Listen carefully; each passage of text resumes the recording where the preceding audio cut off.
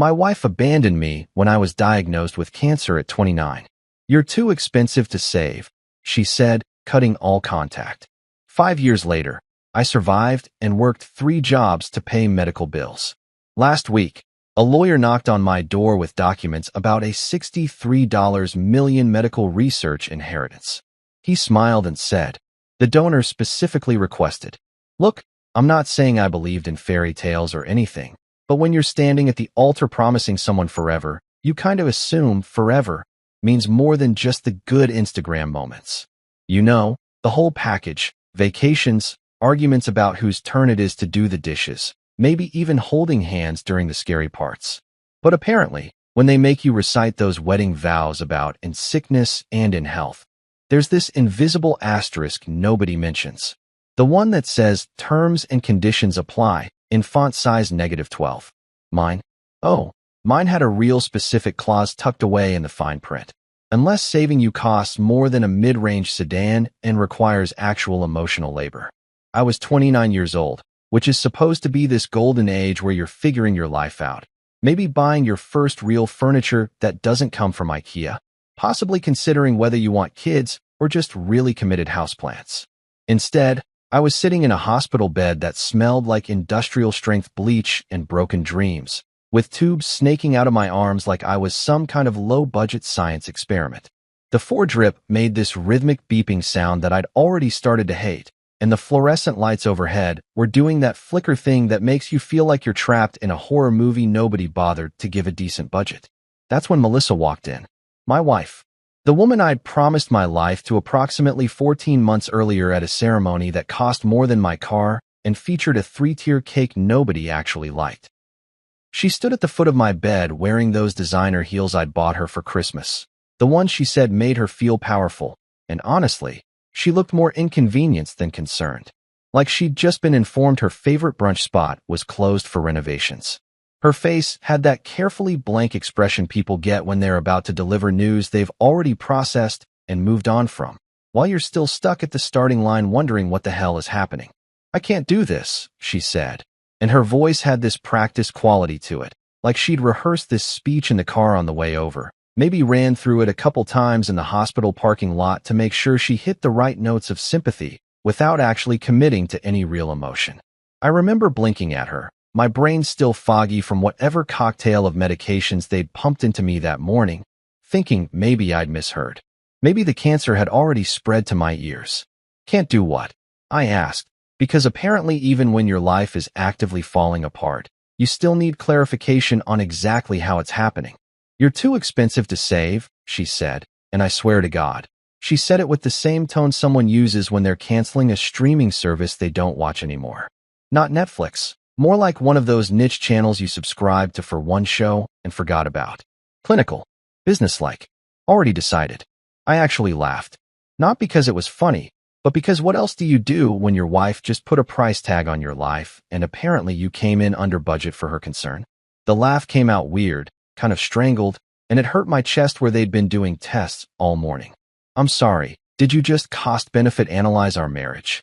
Her mother, Darlene, because of course Darlene was there, lurking near the doorway like some kind of designer-clad vulture, stepped forward and nodded with this satisfied expression, like she'd just balanced a checkbook and everything came out neat and tidy. Darlene had never liked me, which I'd known from day one when she asked what my financial prospects were at our engagement dinner. Apparently, graphic designer with student loans wasn't the answer she was hoping for. Now she was standing there radiating vindication, her arms crossed over her Chanel blazer, probably thinking she'd been right about me all along. It's for the best, Darlene said, using that voice people use when they're pretending to be wise but are really just being cruel. You're young, Melissa. You can't throw away your best years on someone who's going to be a financial burden. Financial burden. That's what I'd been reduced to. Not a husband, not a partner, not even a human being fighting for his life. Just a line item on a balance sheet that didn't add up in their favor. Melissa wouldn't even look at me.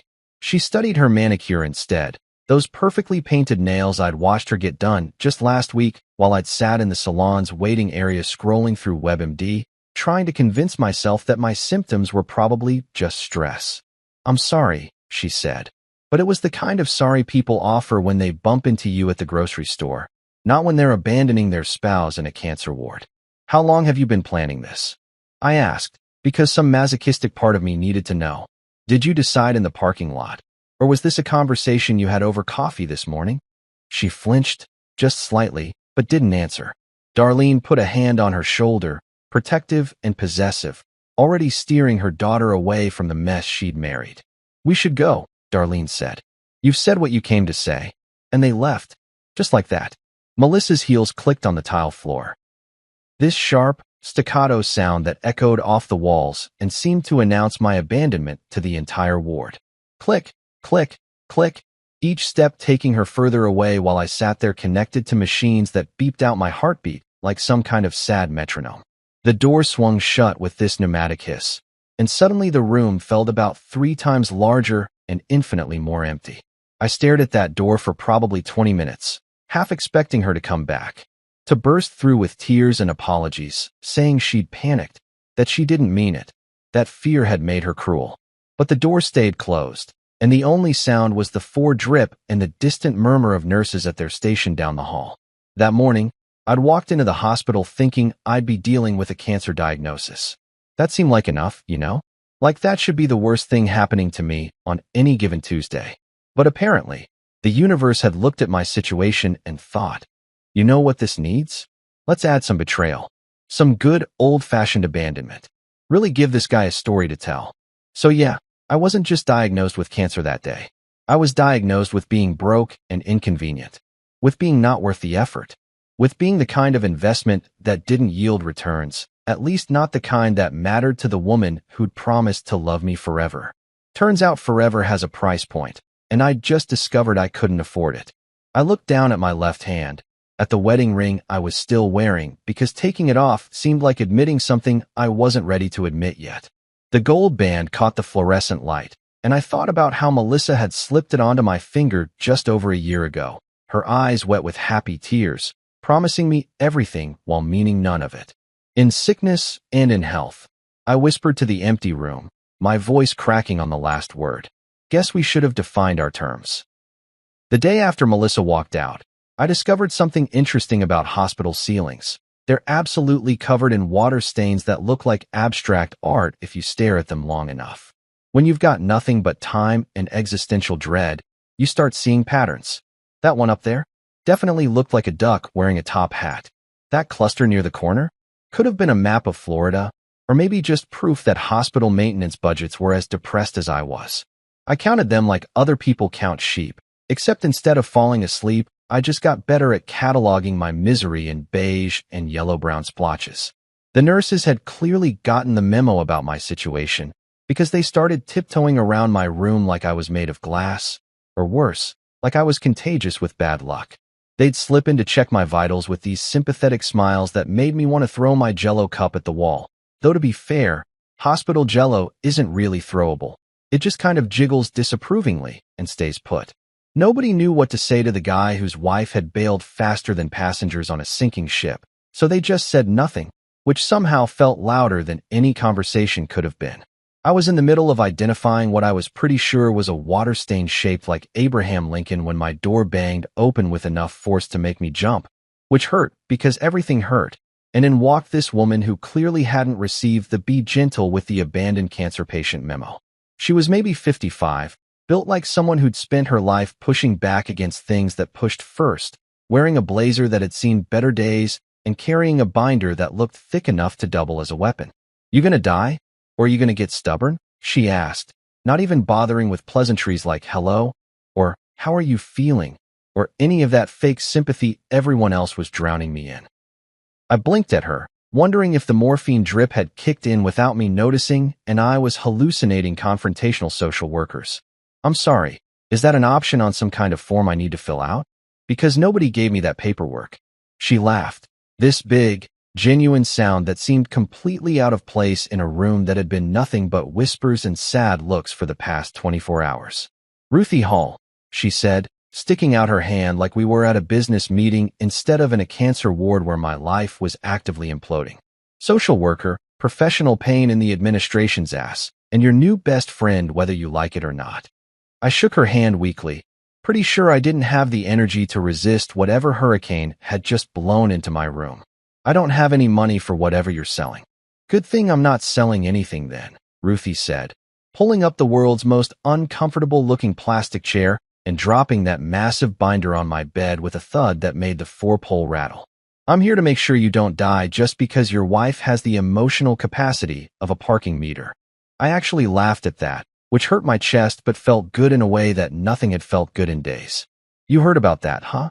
Honey, everyone on this floor heard about that, Ruthie said, flipping open her binder with the efficiency of someone who'd done this 1,000 times. Nurses' station gossip travels faster than hospital Wi-Fi, and the Wi-Fi here is terrible, so that's saying something. But forget about her. We've got work to do.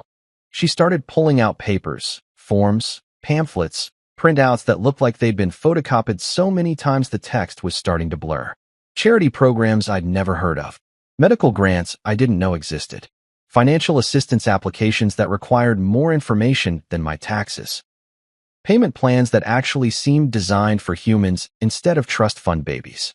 Drug company programs that would cover medications I couldn't pronounce, let alone afford.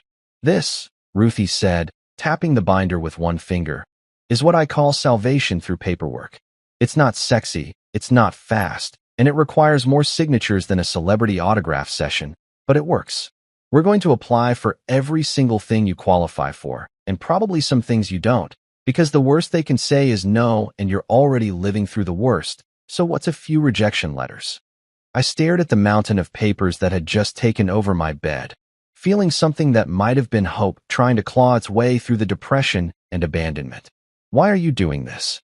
Ruthie looked at me over her reading glasses, and her expression softened just a fraction. Because nobody should have to die alone just because they're broke. And because I'm really good at filling out forms and making administrators uncomfortable. It's like therapy, but I get paid for it. That night, after Ruthie had finally left, taking half the binder with her to photocopy in triplicate, because apparently the universe required everything in triplicate. I was lying there trying to process the fact that a complete stranger was fighting harder for my life than my own wife had, when I heard humming. Low, melodic, the kind of humming that came from somewhere deep and genuine. Mr. Amos, the night janitor, was mopping near my door. I'd seen him around for the past few days, but hadn't really registered him as anything more than part of the hospital background noise. Just another person in scrubs pushing cleaning equipment and trying to make everything smell less like sickness and more like industrial lemon. He was older, maybe 60-something, with gray hair and the kind of face that suggested he'd seen pretty much everything and wasn't impressed by most of it. He wasn't talkative, didn't ask me how I was feeling or give me those pitying looks everyone else seemed to have perfected. He just hummed gospel songs. I eventually realized old hymns my grandmother used to play on Sunday mornings when I was a kid. The kind of music that felt like someone wrapping a blanket around your shoulders without asking if you were cold first. I noticed he'd left something on my tray table. A pack of crackers, the cheap kind from the vending machine that cost $1 and tasted like cardboard had ambitions of being food.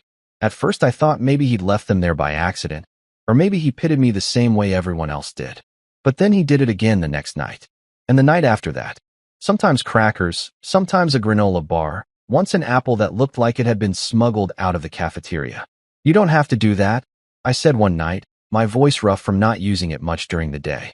He paused his mopping, looked at me with these calm eyes that seemed to see right through all the bravado I was trying to maintain. Everybody's gotta eat, he said simply, then went back to humming and pushing his mop across the floor in slow, methodical strokes. That's when I realized it wasn't pity. It was friendship, the quiet kind, the kind that didn't need a lot of words or explanations. The kind that showed up in the form of dollar store crackers and gospel hymns at 2 in the morning when you were lying in the dark wondering if your life was ever going to feel normal again. I had lost a wife, but somehow I'd gained a warrior social worker with a binder thick as a phone book and a janitor who communicated in snacks and spirituals. If this was rock bottom, at least it came with unlikely allies and the distant hope that maybe, just maybe, I wasn't as alone as I felt. Chemo is a lot like having a jealous ex-girlfriend, except instead of just keying your car and posting vague accusations on social media, it systematically destroys everything you thought you knew about your body while claiming it's doing you a favor. It's violent in this quiet, insidious way, not a punch to the face, but more like someone slowly turning up the gravity until just existing feels like running a marathon through quicksand. And it's messy. Oh God, is it messy, in ways that the pamphlets with their cheerful stock photos of smiling cancer patients definitely don't prepare you for. The unpredictability was somehow the worst part, like living with a ticking time bomb that might go off during breakfast or at 3 in the morning, or while you're trying to have a conversation with a nurse about whether lime jello is actually food or just colored water with trust issues. My hair started leaving before I could even process what was happening, which felt weirdly appropriate considering Melissa had done the exact same thing. Except my hair was less dramatic about it. No speeches about financial burdens or clicking heels, just gradually abandoning ship in clumps that ended up on my pillow, in the shower drain, basically everywhere except actually on my head where it was supposed to be. I woke up one morning looking like a patchy lawn that had given up on life, and by the end of the week, I just had the nurse buzz it all off because pretending I still had hair felt more depressing than just accepting my new aerodynamic reality. At least my hair didn't take the car when it left, which was more than I could say for my ex-wife. So that felt like a minor victory in the world's saddest competition. Ruthie showed up during one of my better days. And by better, I mean I'd only vomited twice instead of my usual 4 times, with news that made me think maybe I'd hallucinated her entire existence. "Got you a job," she announced, dropping another stack of papers on my bed like she was dealing cards in the world's worst poker game. I stared at her, pretty sure the chemo had finally fried the part of my brain that processed reality. I can barely walk to the bathroom without needing a nap. What kind of job could I possibly do? "Remote data entry," she said, completely unfazed by my pessimism, which honestly should have been her superpower. "Company called Dataflow Solutions needs people to input information into spreadsheets. You can do it from your laptop, on your own schedule, and they don't care if you're doing it from a hospital bed or a yacht in the Bahamas. It's $12 an hour, which I know isn't going to make you rich, but it's $12 an hour more than you're making now. $12 an hour. In any other circumstance, I would have laughed at the idea of doing data entry for what amounted to slightly more than minimum wage. I had a college degree, damn it. I'd been a graphic designer with actual clients and a portfolio that didn't completely embarrass me. But graphic design required creativity and energy and the ability to stare at a screen for more than 15 minutes without wanting to throw up. And chemo had pretty much stolen all of those things from me. So $12 an hour to type numbers into boxes while fighting the urge to vomit? Yeah, that was exactly the level of ambition my life had achieved. "When do I start?" I asked, because apparently rock bottom came with a work-from-home opportunity. I started 3 days later, once Ruthie had helped me fill out more paperwork than should be legally required for a job that basically involved copying information from one place to another. Turns out, typing with hands that shake from chemo is its own special kind of hell, like trying to thread a needle during an earthquake while someone shouts random numbers at you. I'd sit there in my hospital bed with my laptop balanced on one of those rolling tables they use for meals, squinting at spreadsheets that all looked identical, inputting data about shipping manifests or inventory counts or whatever the hell Dataflow Solutions actually did, because honestly I never really figured that part out and didn't particularly care. The nausea was my constant companion, this rolling wave that would hit without warning and leave me scrambling for the plastic basin the nurses had given me, which I'd started calling my coworker because we spent so much quality time together. I'd be in the middle of a spreadsheet, typing away, feeling almost normal, and then suddenly my stomach would stage a revolt and I'd have to save my work, lean over, and introduce my coworker to whatever I'd managed to eat that day. Then I'd rinse my mouth, take a few deep breaths, and get right back to work, because nothing says living the dream quite like vomiting between data entries and pretending it's totally normal. But here's the thing about spite. It's a surprisingly effective fuel source. Every cell I filled in that spreadsheet felt like a middle finger to Melissa and her mother, to everyone who'd written me off as too expensive to bother with, to the universe itself for dealing me this particular hand of cards. $12 an hour doesn't sound like much, but when you're paying medical bills that look like phone numbers from another country, every penny feels like a small act of rebellion. I was surviving one spreadsheet at a time, and yeah, it was pathetic and exhausting, and sometimes I'd cry from sheer frustration when my hands wouldn't cooperate or my brain couldn't focus through the chemo fog. But I was doing it.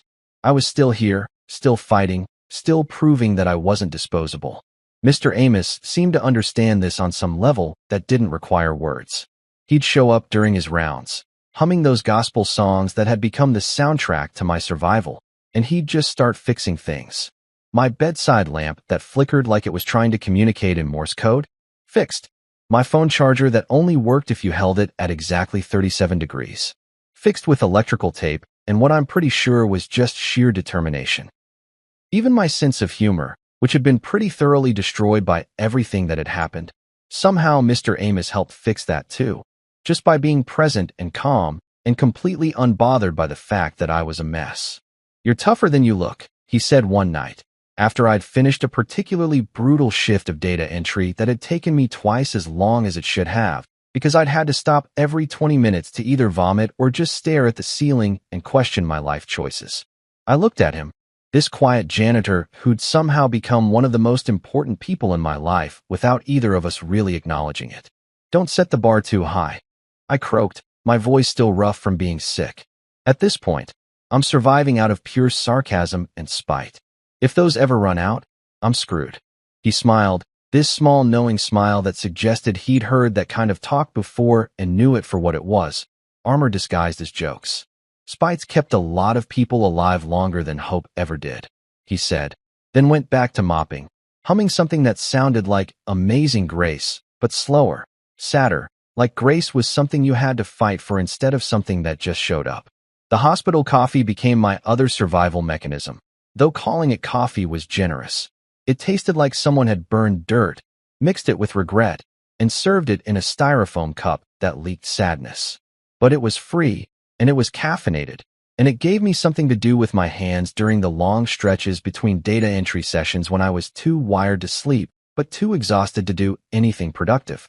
I'd sit there sipping my terrible coffee, watching the sun come up through my window, thinking about how my life had become this weird combination of medical crisis and soul-crushing office work, and somehow I'd just keep going. Because what else was I going to do? Give up? Let Melissa and Darlene be right about me? Let cancer win without at least making it work for the victory? Absolutely not. I was going to survive out of pure stubborn spite if it killed me, which I realized was kind of contradictory, but whatever. Consistency wasn't really my strong suit anymore anyway. 3 months into my personal tour of hell, which included but was not limited to constant nausea, a bank account that looked like a typo, and the kind of exhaustion that makes sleeping feel like a full-time job, my phone rang with a number I'd deleted but apparently still had memorized, because trauma has a funny way of burning certain things into your brain, whether you want them there or not. For exactly one stupid, pathetic second, my heart did that thing where it jumps up all hopeful like a dog that doesn't understand its owner abandoned it at a rest stop 3 states back. Maybe she was calling to apologize. Maybe she'd realized what a massive mistake she'd made.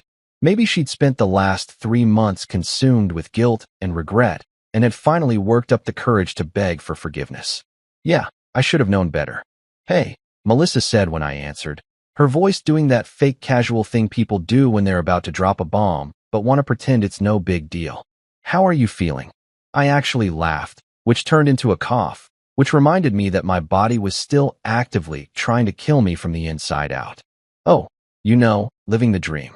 Vomiting regularly, can't keep food down, basically look like a hairless mole rat, working a data entry job that pays less per hour than your manicures cost. Just fantastic. Thanks for asking." 3 months later.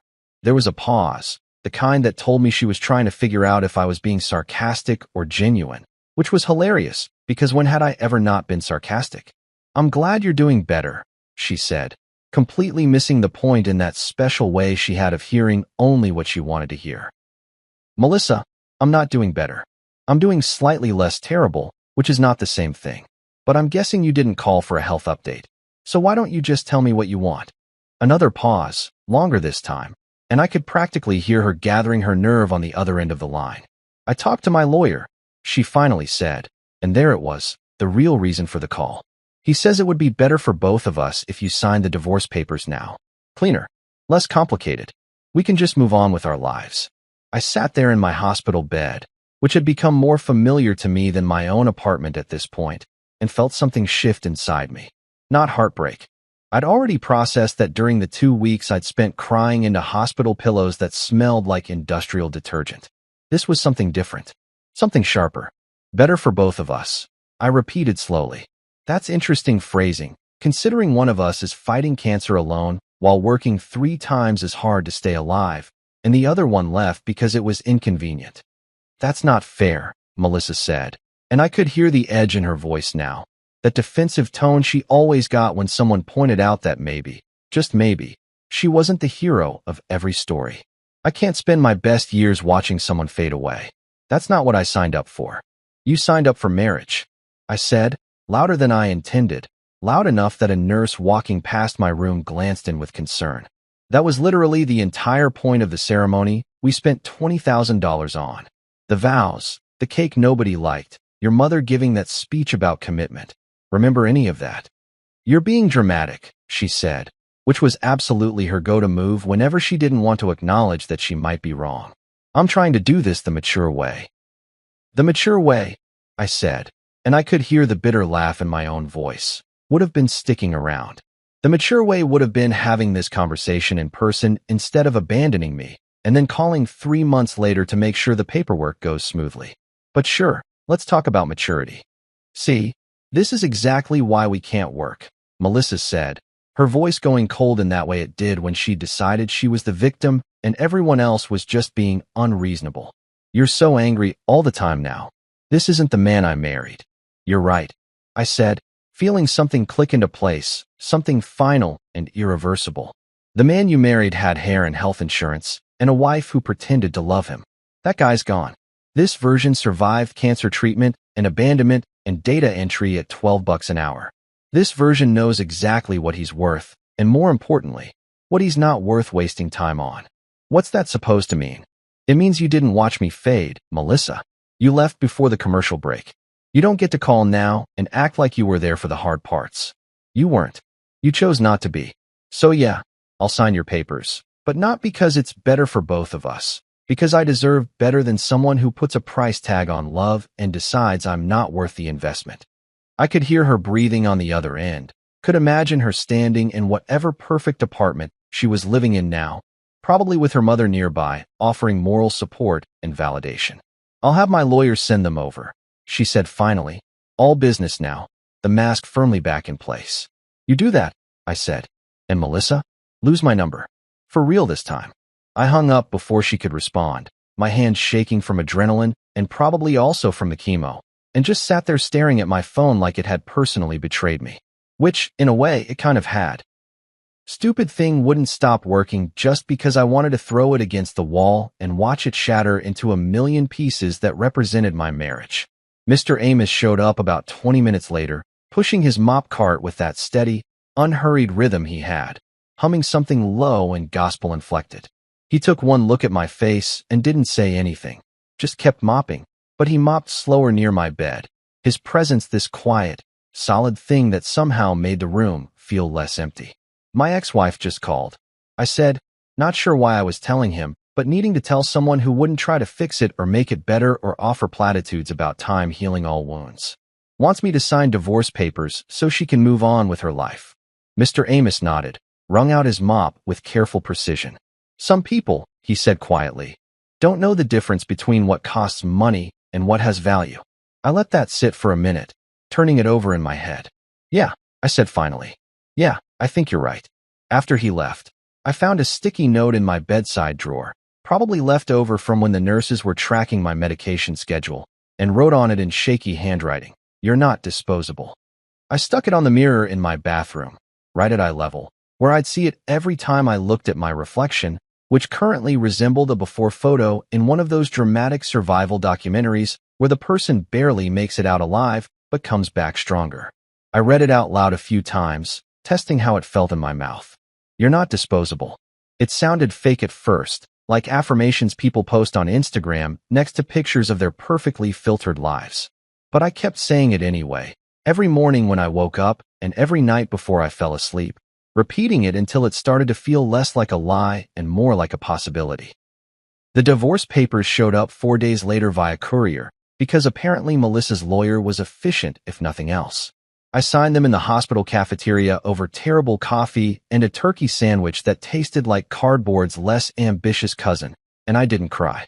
Didn't feel much of anything except this weird sense of relief, like I'd been carrying something heavy for so long that I'd forgotten it was there until I finally put it down. I mailed them back that same day with a stamp I'd bought from the hospital gift shop, which felt appropriately depressing. Ending your marriage via mail from a cancer ward. But it was done. Officially over. Officially unsubscribed from a relationship that had terms and conditions I'd apparently never read carefully enough. That night, I looked at myself in the bathroom mirror, bald, gaunt, connected to an 4-pole like I was on some kind of really depressing leash, and read my sticky note again. "You're not disposable," I said to my reflection, and this time, for the first time, I almost believed it.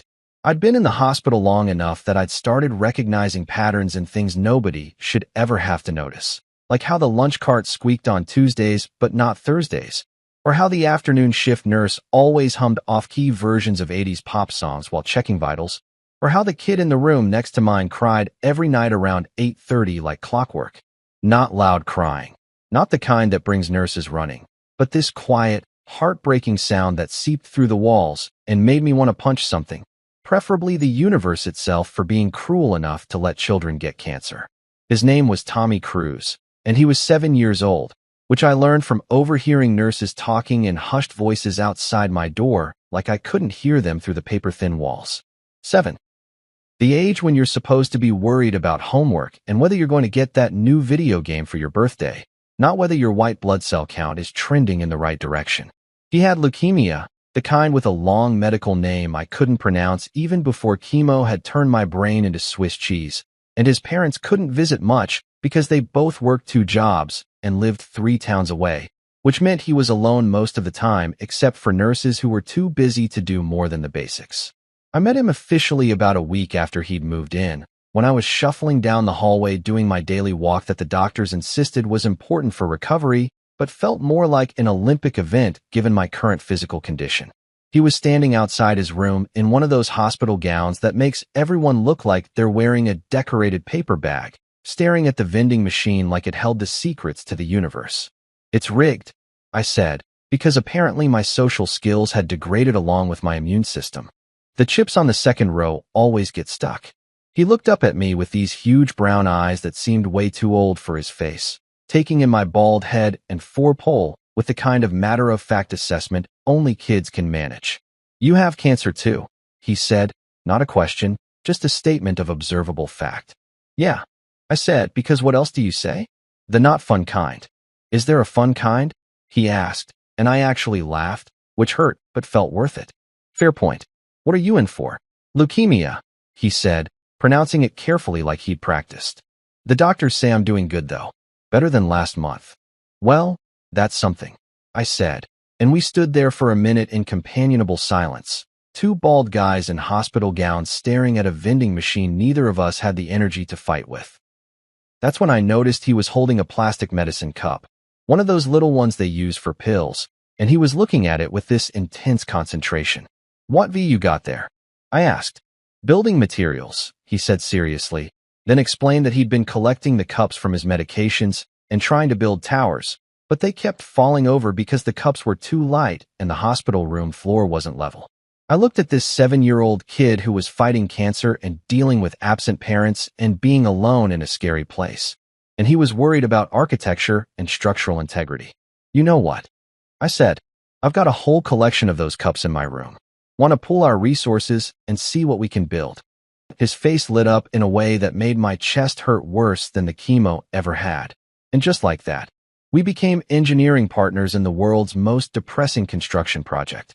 We started small, basic towers made from stacking cups on top of each other, which fell over immediately and made Tommy giggle in this pure, unself-conscious way that felt like sunlight breaking through clouds. Then we got more ambitious, creating wider bases and experimenting with different stacking patterns. I'd sit on the floor of his room because the chairs were uncomfortable anyway, and we'd work in silence punctuated by his running commentary about load-bearing structures and weight distribution, concepts he'd apparently learned from watching building shows with his dad before all this happened. Mr. Amos started joining us sometimes. not saying much, but clearly supervising our architectural disasters while pretending to mop. He'd pause near our construction site, lean on his mop handle, and nod approvingly when we managed to get a tower higher than 3 cups without it immediately collapsing. Once he even contributed some extra cups he'd found somewhere, though I suspected he'd been stockpiling them specifically for our projects. "You're really bad at this," Tommy informed me one afternoon when I'd knocked over our most ambitious tower yet, a spiraling structure we'd been calling the Leaning Tower of Medicine. "Hey, I'm doing my best with shaky hands and chemo brain," I protested. "Besides, you're the architect here. I'm just the assistant who follows orders." "A really clumsy assistant," he said, but he was smiling, and I realized this was the first time I'd heard him talk without that undercurrent of sadness that seemed to follow him around like a shadow. We built skyscrapers between chemo drips, creating elaborate structures that would stand for hours before a passing nurse or a slight vibration would send them tumbling down in a cascade of plastic that sounded like rain. Tommy would document our creations with his mom's old phone, taking pictures from different angles like we were building actual architectural marvels instead of towers made from medical waste. He showed me his photo gallery once. Dozens of pictures of cup towers in various stages of completion and collapse, each one captioned with names like the Empire State Building but smaller, and the one that lasted until dinner. His parents came to visit on a Saturday, both of them looking exhausted in that bone-deep way that comes from working yourself to death just to keep your head above water. His mom cried when she saw him, gathering him up in this fierce hug that made me have to look away because it felt too private, too raw. His dad shook my hand and thanked me for spending time with Tommy, his voice cracking on the words, and I wanted to tell him that Tommy was helping me as much as I was helping him. Maybe more, but I didn't know how to say that without sounding like I was minimizing their struggle. After they left, Tommy was quiet for a while, sitting on his bed and staring at the cup tower we'd built that morning, a modest structure about 8 cups high that we'd managed to stabilize with careful placement. "They have to work," he said finally, "to pay for all this. The doctors and the medicine and everything." "Yeah," I said, because what else could I say? The system was broken, and we were all just trying to survive it. "When I grow up," Tommy said, his voice getting that determined quality kids get when they're making serious promises, "I'm going to be rich. And then I'm going to make sure kids don't have to be alone in hospitals because their parents are working." I felt something crack open in my chest, something that had been sealed shut since Melissa left, since I'd realized how alone I actually was in all this. "That's a good goal," I managed to say. "Really good."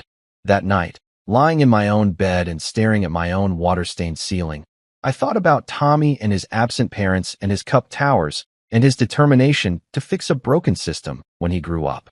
I thought about how when Tommy laughed, really laughed, not the polite kind but the kind that came from somewhere deep and genuine, the cancer felt smaller somehow, like it was still there, still trying to kill me, but it wasn't the only thing in the room anymore. I'd spent months thinking survival was just about me, about proving Melissa wrong, about making it through out of pure spite and stubbornness.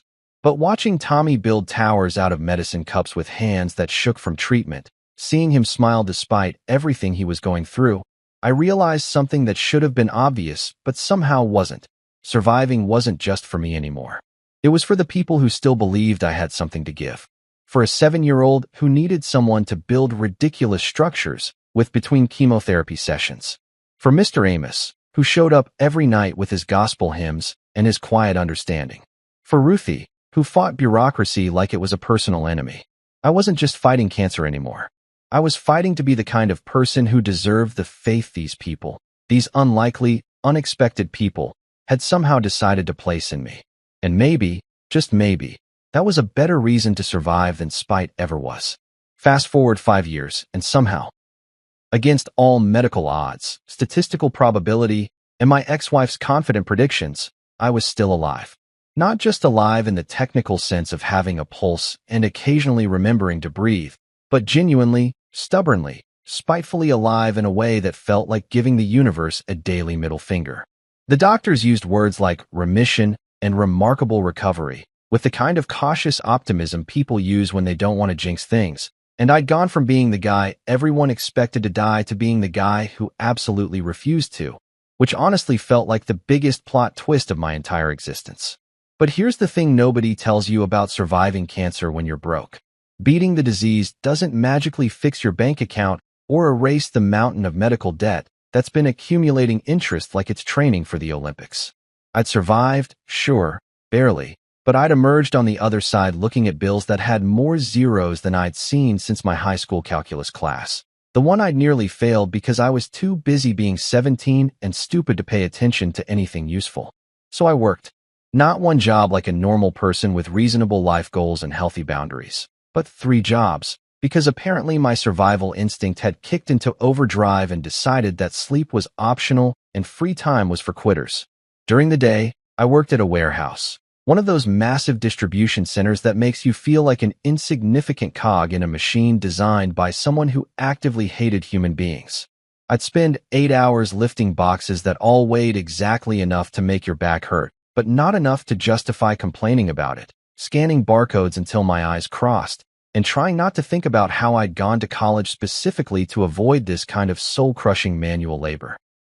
At night, I stocked shelves at a grocery store, which sounds easy until you've spent 4 hours rotating canned goods and reorganizing cereal boxes, while fluorescent lights hummed overhead like they were slowly draining your will to live.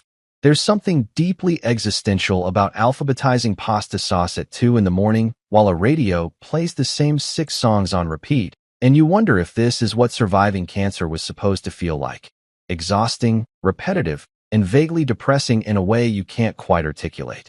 And in between, during those precious few hours that normal people use for things like sleeping, or having a social life, or maintaining their mental health, I did data entry for Dataflow Solutions, still typing numbers into spreadsheets for $12 an hour like I had been in the hospital. Except now my hands didn't shake from chemo, and I only occasionally wanted to throw my laptop out the window instead of constantly. My diet had become 70% ramen. And I'm not talking about the fancy artisanal ramen from those trendy restaurants where a single bowl costs more than my hourly wage. I'm talking about the brick of sadness kind that costs 29 cents and tastes like salt had a fight with regret, and they both lost. I'd gotten creative with it out of sheer desperation, adding eggs when I could afford them, throwing in frozen vegetables that were on sale, occasionally splurging on hot sauce to pretend I was eating something that had flavor instead of just sodium and broken dreams. 20% of my diet was instant coffee, the cheap kind that came in a giant container and tasted like someone had burned disappointment and mixed it with water, but it kept me awake and functional, which was really all I was asking from my beverages at this point. I'd drink it black because milk cost extra money I didn't have, and I'd convinced myself that the bitterness was building character, though honestly it was probably just destroying my stomach lining. The remaining 10% was pure spite, meaning I was running on anger and stubbornness and the bone-deep satisfaction of proving everyone wrong. Every bill I paid off, every shift I completed, every morning I woke up still breathing felt like a personal victory over Melissa and her mother and everyone who'd written me off as a bad investment. Spite turns out to be surprisingly nutritious when you're trying to survive on basically nothing. I lived in a studio apartment that was generous in the same way calling a shoebox cozy is generous. It was small, cramped, and made you reconsider your life choices every time you walked through the door. The place smelled like a combination of burnt noodles and determination, which probably should have been concerning, but honestly just felt appropriate given my current life situation. The walls were so thin I could hear my neighbor, an elderly guy named Frank, sneeze from across the apartment, and then I'd hear him apologize to himself afterward, which was simultaneously depressing and kind of endearing. Frank and I had developed this weird rapport based entirely on the fact that we could hear each other's entire lives through the walls. He'd hear me come home at 3 in the morning from my grocery store shift, and I'd hear his TV playing westerns at a volume that suggested he was either hard of hearing or really committed to the experience. Sometimes he'd knock on my door with leftover casserole his daughter had brought him, claiming he couldn't finish it alone, but really just being kind in that subtle way old people have perfected where they help you without making you feel like charity. "You work too hard," he'd say, handing over a Tupperware container of something that actually contained vegetables and protein and other nutrients I'd mostly forgotten existed. "Just trying to pay off some bills," I'd say, taking the food gratefully because my pride had learned to take a back seat to my empty stomach. "Debt from the cancer?" he'd ask, because apparently my medical history was also audible through the walls. Among other things, I'd say, and he'd nod knowingly, pat my shoulder, and shuffle back to his apartment to watch more westerns at volumes that could probably be heard from space. Still, despite the exhaustion and the ramen and the constant feeling like I was one missed shift away from financial collapse, I was proud. Genuinely, surprisingly proud in a way I hadn't felt in years, maybe ever. I'd paid off almost all my medical bills, not all of them, because that mountain was Everest-sized and I was climbing it with a spoon, but enough that I could see progress, actual measurable progress that showed up in my bank statements and made me feel like maybe I wasn't completely drowning anymore, just treading water in the deep end. No wife, obviously. Melissa was somewhere out there living her best life without the inconvenience of a sick husband, and I genuinely hoped she was happy in that distant way you hope for people you used to love before you realized they were never really capable of loving you back. No savings, because every penny I made went straight to bills or rent or ramen, with nothing left over for things like emergency funds or planning for the future or any of those adult concepts that seemed designed for people who hadn't spent their late 20s fighting cancer and abandonment simultaneously. No hair either, weirdly enough. It had grown back after chemo, but in this bizarre curly pattern that made me look like I'd stuck my finger in an electrical socket and decided to keep the look. My barber had actually laughed the first time I came in, not meanly, but in that surprised way people laugh when confronted with something unexpected, and I'd just shrugged because honestly after everything I'd been through, weird hair barely registered on my list of concerns. But I was alive. Genuinely, stubbornly, impossibly alive. And yeah, my life looked nothing like what I'd imagined when I was younger and stupider and thought things like marriage and career success were guarantees instead of privileges. But it was mine. I'd built it from nothing, from the ashes of the worst thing that had ever happened to me. And every shift I worked, and every bill I paid, and every morning I woke up in my tiny apartment that smelled like burnt noodles felt like proof that I'd survived something that should have killed me.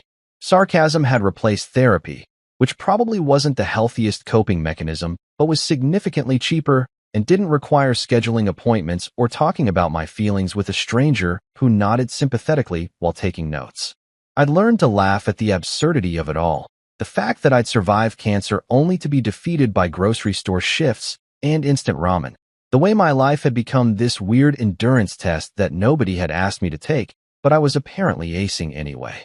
And some nights, usually around 2 in the morning when I was too tired to sleep but too wired to rest, I'd sit on the floor of my apartment eating ramen straight from the pot, because washing dishes felt like too much effort, and I'd think about how far I'd come from that hospital bed where my wife had told me I was too expensive to save. I'd think about Ruthie with her binder and her determination, about Mr. Amos with his gospel songs and his quiet kindness, about Tommy and his medicine cup towers and his dreams of fixing the world. And I'd realize that maybe I hadn't just survived. Maybe I'd actually won. It was a Tuesday night, which I only knew because my work schedule had Tuesdays highlighted in yellow as warehouse closing shift followed by grocery store opening shift, meaning I had exactly 4 hours between jobs to sleep, eat, and question my life choices in that order. The time was 8:17 p.m., which I noticed because I'd just gotten home from the warehouse and was doing my nightly ritual of taking off steel-toed boots that had molded to my feet in ways that were probably medically concerning, while simultaneously trying to decide if I had the energy to actually cook ramen or if I should just eat it crunchy straight from the package like the world's saddest potato chip. I'd chosen the cooking route because even my rock-bottom standards had limits, and I was standing in my kitchenette. Calling it a kitchen would be generous since it was basically a hot plate, a mini fridge, and counter space the size of a cafeteria tray, waiting for water to boil in a pot I'd owned since college when someone knocked on my door. Not the tentative tap-tap-tap of my neighbor Frank checking if I wanted leftover meatloaf, but 3 polite, confident knocks that sounded like they came from someone who'd never questioned whether they belonged somewhere. I looked down at myself, wearing sweatpants that had a hole near the knee and a t-shirt that advertised a 5K run I'd never actually participated in but had gotten for free from a work event, and seriously considered just pretending I wasn't home. People who knocked with that kind of confidence at 8:17 on a Tuesday night were either selling religion or selling something worse, and I had neither the energy nor the disposable income for either option. But curiosity has always been my fatal flaw, right up there with misplaced optimism and a tendency to make poor life decisions. So I turned off the burner, because burning down my apartment would really complete my run of bad luck, and opened the door. Standing in my hallway, looking like he'd wandered out of a lawyer commercial that played during daytime TV, was a man who screamed money in every possible way. He was maybe 60, with silver hair styled in that casually perfect way that probably cost more than my monthly rent, wearing an Armani suit that I only recognized because I'd once dated a girl who was obsessed with fashion magazines back when I had both hair and hope. He was holding a leather briefcase that looked like it had never seen the inside of a subway car, and he was smiling at me with the kind of professional warmth that comes from years of delivering news to people who weren't sure if they should be excited or terrified. "Mr. Lawson?" he asked, and his voice had that smooth quality that suggested he'd gone to one of those fancy schools where they teach you how to sound trustworthy while potentially ruining your life. "Depends on who's asking," I said, because I'd learned the hard way that admitting your identity to strangers could lead to anything from jury duty to subpoenas, and I really didn't need either of those things added to my current plate of chaos. "My name is Graham Aldrich," he said, reaching into his jacket pocket and pulling out a business card that probably cost more per square inch than my entire wardrobe. "I'm an attorney with Aldrich and Hunt. May I come in? I'm here about a rather substantial inheritance." I actually laughed. Not a polite chuckle, but a full-on, doubled-over, probably concerning laugh that made my ribs hurt and my eyes water. Behind me, my ramen water started boiling over with a hissing sound that perfectly captured the absurdity of this moment. "An inheritance," I repeated, trying to catch my breath while also trying to figure out if this was some elaborate scam or if I'd finally snapped from exhaustion and was hallucinating. "Listen, Mr. Aldrich, I appreciate the effort, but the only inheritance I'm expecting is debt, more debt, and maybe some aggressive sarcasm from my inner monologue. You've definitely got the wrong apartment. Try next door. Frank probably has relatives with money." But Graham Aldrich didn't look embarrassed or confused or like someone who'd made a mistake.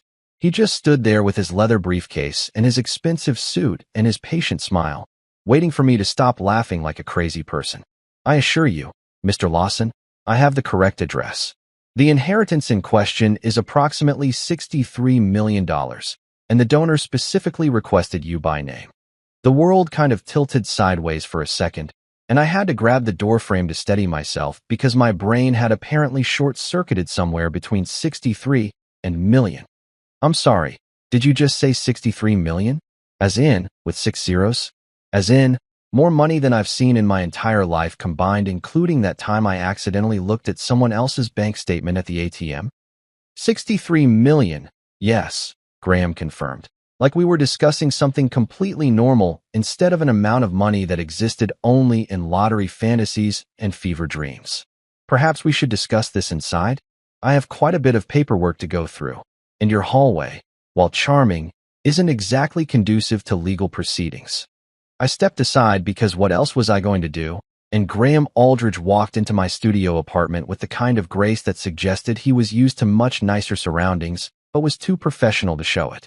He glanced around, taking in the futon that doubled as my bed and couch, the stack of ramen containers I'd been meaning to recycle, the pot of water still boiling over on my hot plate, and the general air of barely holding it together that permeated every surface.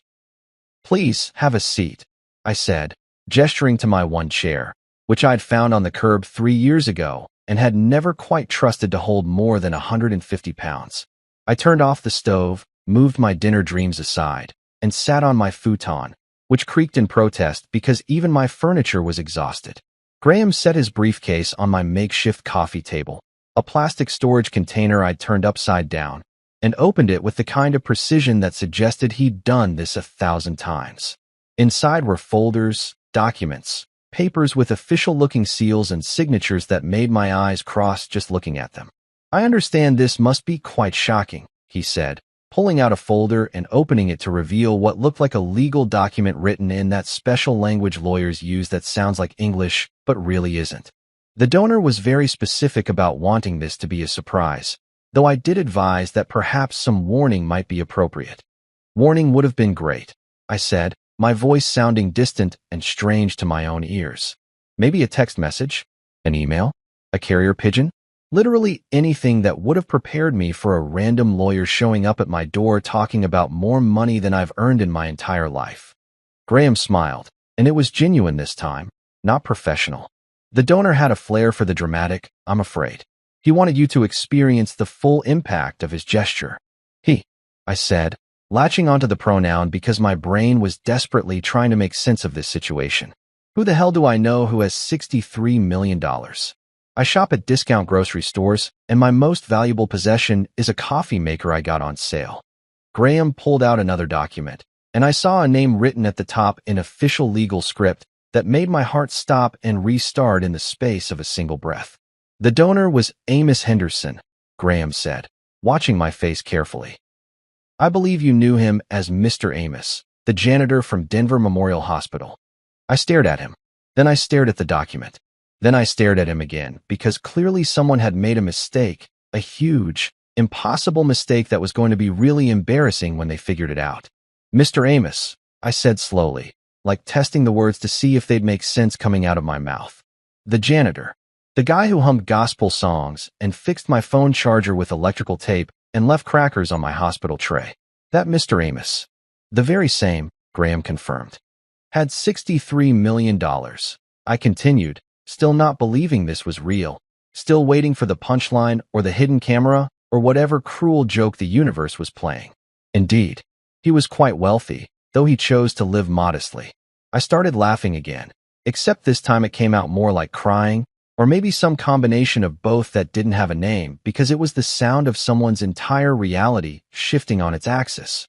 He couldn't even spell my name right on the vending machine label he put on my four-pole, I said, and tears were definitely streaming down my face now.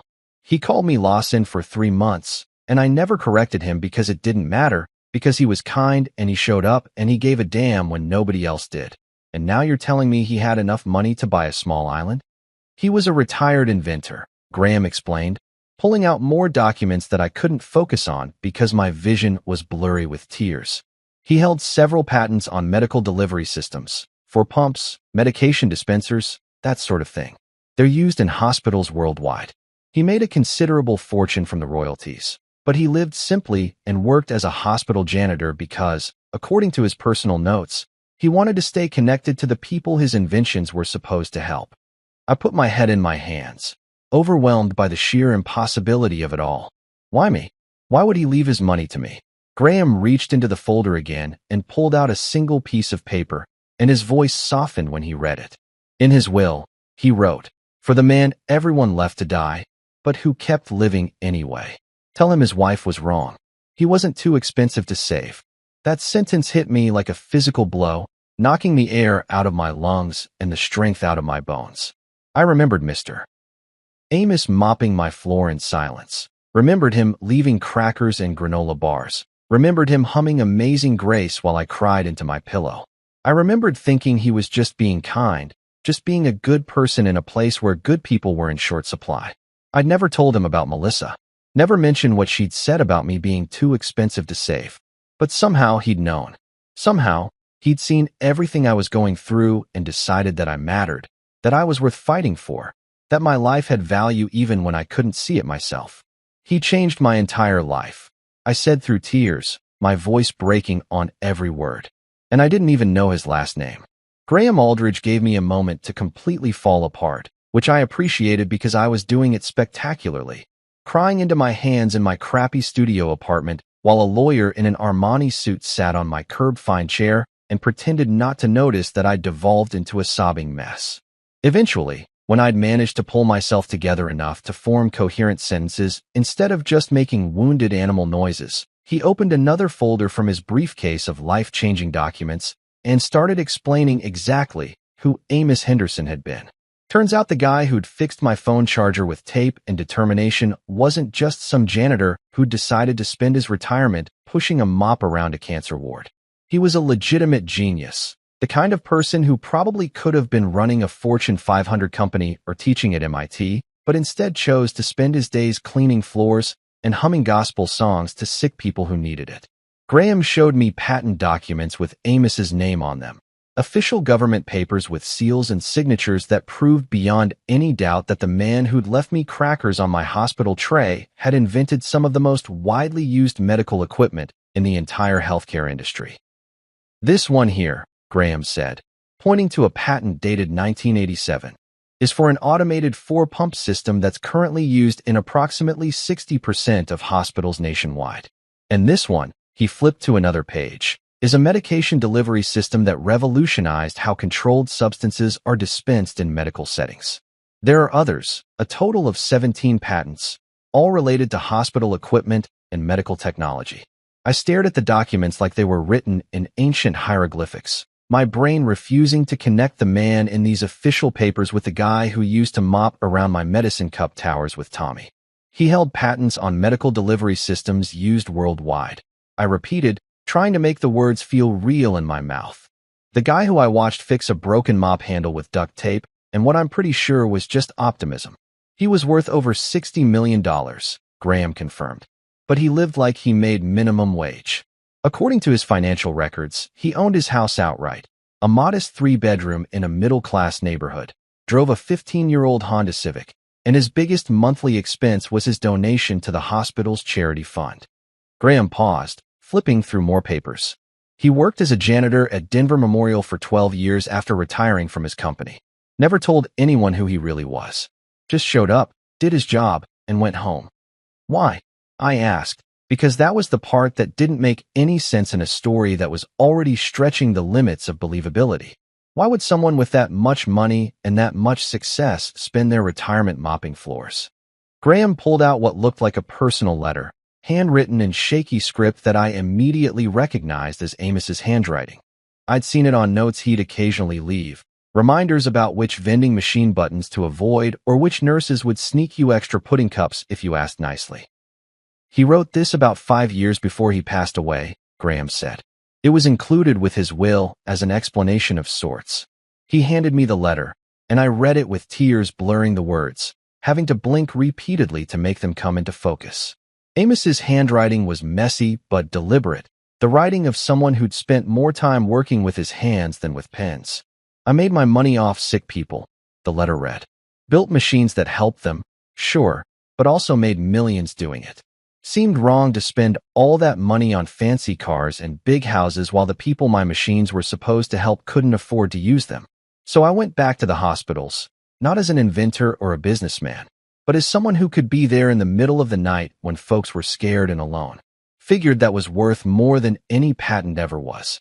I had to stop reading because I couldn't see through the tears anymore, and my chest hurt in a way that had nothing to do with my cancer history and everything to do with the fact that I'd been in the presence of actual human goodness and hadn't even fully appreciated it at the time. He wrote specifically about you, Graham said gently, pulling out another document from his seemingly endless supply of papers that were systematically destroying my emotional composure. These are notes he kept, personal observations from his time at the hospital. Would you like to hear them? I nodded because apparently I was a masochist who enjoyed having his heart ripped out and put back together in the span of a single evening. Graham cleared his throat and read in his professional lawyer voice that somehow made the words even more devastating. Patient in 304, Lawson, I think, though I keep writing it wrong, got left by his wife today. She told him he was too expensive to save, right there in the hospital room like she was returning a defective appliance. He hasn't stopped being polite to the nurses, though. Hasn't gotten mean or bitter, just keeps fighting. Reminds me why I do this job. He flipped to another entry. Lawson's working now, typing on his computer between getting sick from chemo. Ruthie got him set up with some data entry thing. Kid's determined, I'll give him that. Most people would have given up by now, but he just keeps going. Started building cup towers with the little Cruz boy, watching them laugh together while they're both fighting cancer. That's the kind of thing patents can't capture. Another page. Lawson told me today, I'm tougher than I look. He's got it backwards. He's the tough one. Surviving on spite and sarcasm and stubbornness, but surviving. That's worth something. That's worth everything. Graham looked up from the notes, his professional composure cracking slightly. The last entry about you was written 3 weeks before he passed away. If something happens to me, make sure Lawson knows he was worth saving. Give him the money. Let him prove his wife wrong. Let him live the life everyone said was too expensive. I couldn't even pretend to have it together anymore. I was full-on ugly crying. The kind of crying where you make embarrassing sounds and your face gets all red and snotty and you don't care because the emotion is too big to contain in anything resembling dignity. This man, this quiet, humble man who'd spent his evenings mopping floors and humming hymns, had seen me at my absolute worst and decided I was worth $63 million. Had seen me getting abandoned and sick and desperate and thought, that's the one who deserves everything I've built. He couldn't spell my name right, I said through sobs, which was a stupid thing to fixate on, but somehow felt important. 3 months, and he kept writing Lawson on labels and notes, and I never corrected him because it seemed rude, and now he's left me enough money to never worry about bills again. He knew how to spell your name, Graham said quietly. I found the hospital admission records and his personal effects. He had your correct information written down. I think he just liked the nickname. That somehow made it worse and better at the same time. The idea that Amos had been gently teasing me, creating this small intimacy in the middle of a cancer ward where everything else was clinical and terrifying. He'd seen me as a person, not a patient. As someone worth knowing, worth caring about, worth leaving a fortune to. What am I supposed to do with $63 million? I asked, not really expecting an answer because it was more of an existential question than a practical one. Graham smiled, closing his folders with the efficiency of someone who'd delivered this kind of news before, though probably not to someone sitting on a futon in sweatpants with holes in them. According to his will, you're supposed to live. That's it. No strings attached, no requirements about how you spend it or what you do with it. He just wanted you to have the chance to live without worrying about money, without having to work 3 jobs, without having to prove to anyone that you're worth saving. He pulled out one final document. The official will, I assumed, based on the amount of legal jargon crowding every available space. There is one clause, Graham added. He requested that if you choose to donate any of the money, you consider helping other patients who've been abandoned by their families. But it's a request, not a requirement. The money is yours to do with as you wish. Of course, Amos had thought about other people even in his will. Of course, his last act of generosity came with a gentle suggestion about paying it forward. That was exactly who he'd been. Someone who saw suffering and tried to fix it, whether with inventions or donations, or just showing up with crackers and gospel songs. When did he die? I asked, realizing I didn't even know when I'd lost him. About 4.5 years ago, Graham said. It's taken this long to settle the estate and locate you. You've moved several times, and you weren't exactly easy to track down. 4.5 years. I'd been living in poverty, working myself to exhaustion, eating ramen and surviving on spite, while $63 million had been waiting for me, left by a man who'd believed I deserved better. The timing was almost funny in a cosmic joke kind of way. I'd already proven I could survive, already shown I was tough enough to make it without the money, and now here it was anyway. He really changed my entire life? I said, looking at Graham, and then at the papers spread across my upside-down storage container coffee table. And I never even got to thank him. Graham stood, gathering his documents with practiced efficiency. I think he knew, and I think that's why he did it. The next morning, my phone exploded like I'd accidentally become famous overnight. The news had broken. Cancer survivor inherits $63 million. And suddenly, everyone I'd ever met wanted to reconnect and offer their totally not suspicious congratulations. My voicemail filled up within an hour. Old classmates I was pretty sure had bullied me suddenly remembered how close we'd been. Distant cousins materialized out of nowhere with investment opportunities. Even my email was drowning in messages from people who'd forgotten I existed until I became worth something. Then came Melissa's call. Babe, she said, and that nickname felt like a slap. I made a mistake. A huge mistake. I panicked when you got sick. Can't we start over? I actually laughed. Let me guess, you've been soul searching? Maybe in the last 24 hours since the news broke. Silence. All the answer I needed.